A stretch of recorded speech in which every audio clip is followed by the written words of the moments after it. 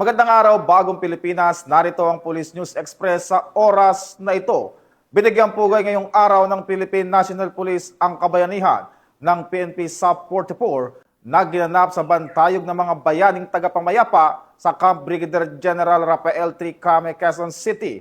Ang paggunita ay alay sa 44 na magigiting na kasapi ng PNP Special Action Force na buong tapang na nagbuwis ng kanilang buhay sa pagpapatupad ng kanilang tungkulin at pagmamahal sa bayan. Pinangunahan ang makabuluhang seremonya ni Acting Chief PNP Police Lieutenant General Jose Melencio Nartates Jr. na kinatawanan ni Police Lieutenant General Bernard M. Banac, ang Deputy Chief PNP for Administration, kasama ang mga matataas na opisyal ng PNP.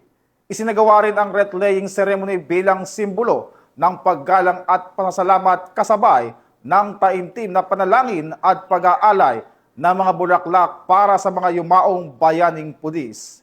Ang seremonyang ito ay diniluhan ng mga kaanak ng PNP Sub 44 na nagsilbing paalala ng sakripisyong hindi kailanman malilimutan ng sambayanang Pilipino.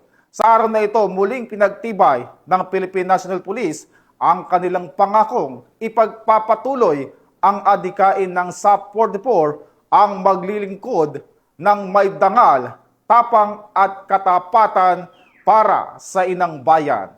Ako po si Patrolman Adrian Dayaw, nagbabalita para sa Police News Express, at ito ang bagong PNP para sa bagong Pilipinas, serbisyong mabilis, tapat at nararamdaman.